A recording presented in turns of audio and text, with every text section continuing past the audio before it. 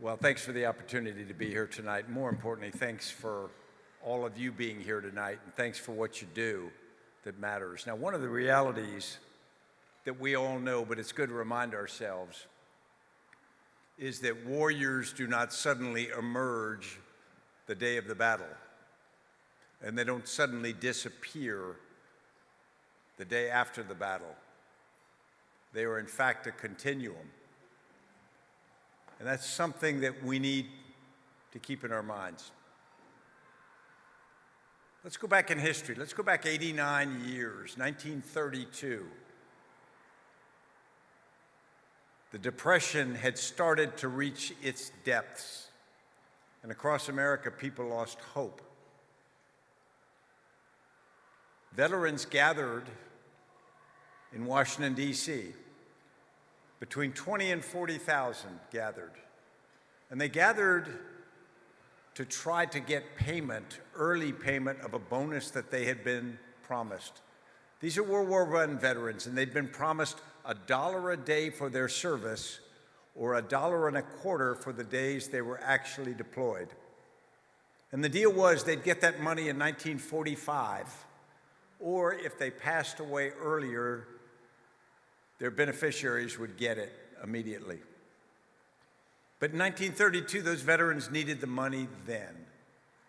And so they gathered in Washington, D.C. to advocate that they should get that money early. They built a shanty city over in Anacostia Flats, across from the Navy Yard. And they stayed there, and they argued for what they wanted. There, in fact, were moves in Congress to try to do it, but nothing actually occurred. On July 28th, the Attorney General ordered the police, supported by the U.S. Army, to remove the bonus marchers. If you've never seen the videos that still exist of that day, overall commanded by Douglas MacArthur, Chief of Staff of the Army, his assistant, Major Dwight David Eisenhower, a tank commander named George Patton.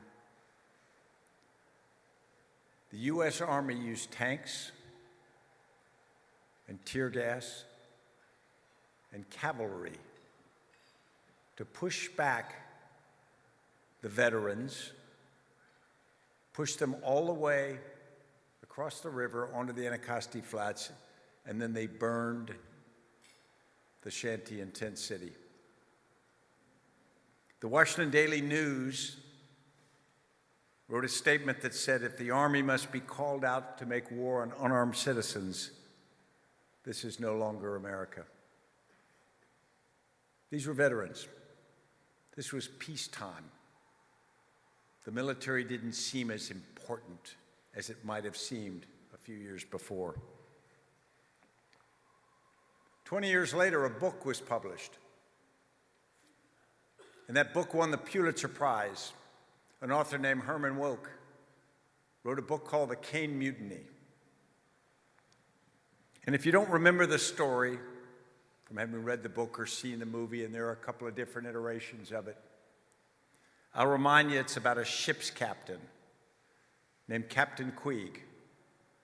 And he commands a fairly unimportant ship in the Pacific theater of war. And that ship is beset with problems, most notably Captain Queeg's erratic behavior. And there are a number of incidents that create a pattern that in a moment of crisis, the ship's executive officer, not a professional sailor, but a dedicated man, made the conclusion that he had to take over command of the ship from Captain Queeg, and he did that. Subsequently, he was charged with mutiny. And the real center of the book is about the trial of this executive officer named Merrick with the charge of mutiny. He's defended by a naval aviator who's a lawyer in civilian life And they go into the courtroom, and over a series of interactions, they build a case about Captain Queeg's behavior. They destroy Captain Queeg's reputation. They destroy his career. They win the case, and Merrick is cleared of the charge of mutiny. In the aftermath, the officers of the Kane get together to celebrate because the executive officer was popular. The lawyer, in the movie played by Jose Ferrer, he comes into the celebration, and he's had a few drinks. He's had a lot of drinks. And he comes in, and instead of celebrating with the officers that he has just successfully defended, he throws a drink in the face of one officer, and then he gives a speech. And the speech is memorable. And the speech argues that these officers, most of them who had appeared just for the war, had in fact not supported an officer who had problems, for sure. But that officer, for 2 decades before that, in the interwar years when budgets were low and nobody was interested in the Navy, and life was hard in the peacetime service, but you needed that force because you go to the war that emerges with the military that you have. And he argues that you took a good man down, and you could have done better. That's peacetime. So how we think about our military in peacetime is interesting. I graduated from West Point in the summer of 1976. My first assignment for training was a post called Fort Benning, now called Fort Moore, in Georgia. One of the first things they briefed us when we got there, and we were proud of our uniforms, and we went to different Army schools, and we got to sew on airborne wings and Ranger tabs. We couldn't wear our uniforms off base.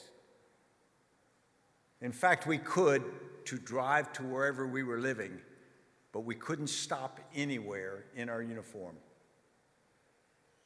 because it wasn't well regarded. And this was a military town. And we were forbidden, not just recommended, forbidden from wearing our uniforms out in public. I left Fort Benning after training, and I went to Fort Bragg, North Carolina, assigned to the 82nd Airborne Division, storied unit from World War II. I was a lieutenant in a parachute infantry battalion. One of my jobs was to go down to the motor pool, help conduct maintenance, inspect. And one Saturday I'm down there, and we have a series of vehicles, and one of them is an old vehicle called a Gamma Goat. It was a god-awful vehicle, and it had a lead vehicle, and it attached a trailer. And in the motor pool, in the trailer of our company Gamma Goat, I found a family living. One of our soldiers, his wife, and 2 children living in the trailer of the Gamma Goat because they couldn't afford the apartment that they'd had in the local town. Peacetime. We did all the things you'd think we do. We got them a place to live, we got them money, but that was an informal response to the reality that when war is not on the front page, it's easy to forget the people who are serving and the people who have served. In 1984, I wasn't there, but out at Fort Ord, California, they had reopened Fort Ord. They'd put a division out there. They started sending more forces there. Remember, this is during the buildup that had begun in the early 80s, sort of the rebirth of the Army in the post-Vietnam years. There was a young sergeant with 4 children.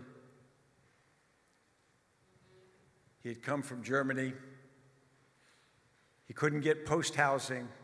It was difficult. It's expensive around Fort Ord. They struggled with money. And on August 27th, his son Danny, a 13-year-old boy, hung himself. used a hook in the closet and hung himself. And he left a note telling his mother, if you didn't have to feed me, things would be better. Now, my point is not to horrify us.